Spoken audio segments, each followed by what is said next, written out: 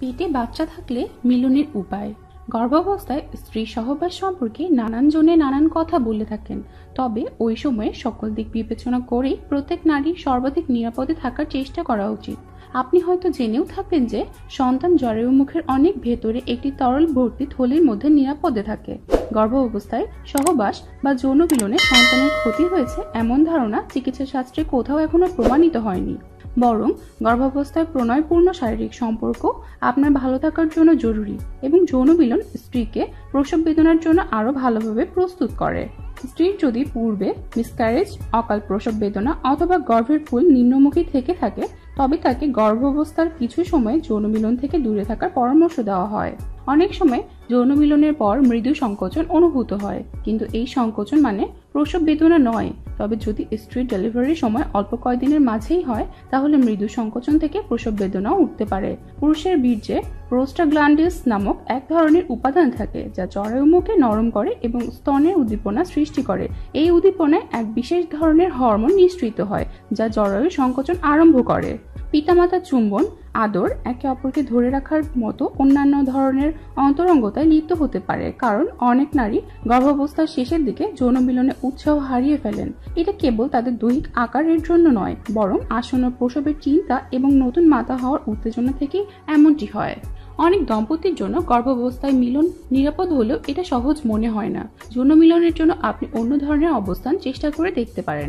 গর্ভাবস্থায় আপনার সঙ্গী আপনার উপর স্থান নিয়ে মিলন করতে গেলে আপনি সমস্যা অনুভব করতে পারেন। এটা কেবল আপনার পেটের আকারের জন্য নয়, বরং আপনার স্তন সেই সময় অনেক নাজুক থাকে। আপনার সঙ্গে অতিরিক্ত প্রবেশ করালেও আপনি সমস্যা অনুভব করতে পারেন। এক্ষেত্রে আপনি কাত হয়ে শুতে পারেন অথবা আপনার সঙ্গে আপনার সামনে অথবা পেছনে থেকে সঙ্গমে লিপ্ত হতে পারেন।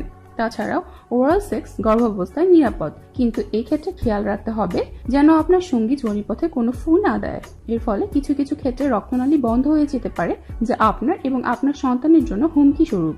গর্ভাবস্থায় বায়ুপথে মিলন করা থেকে বিরত থাকা ভালো। আপনার যদি গর্ভকালীন রক্তক্ষয় হয়, তাহলে এই ধরনের মিলন না করাই ভালো।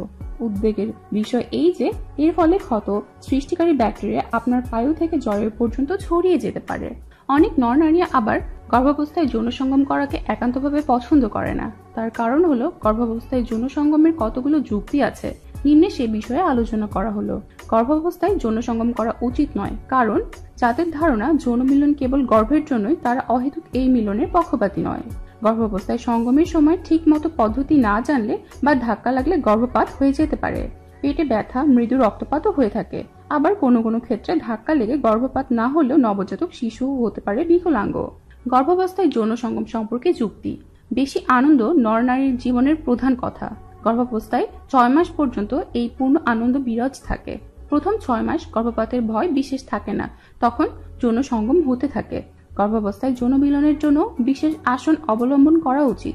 গর্ভাবস্থায় যেসব আসনে পেটে ধাক্কা খাওয়ার সম্ভাবনা কম, সেই সব আসনে সঙ্গম করা যেতে পারে। গর্ভাবস্থায় সঠিক আসনে সেক্স করলে গর্ভস্থ সন্তান বা প্রসূতির কারো কোনো ক্ষতি হয় না।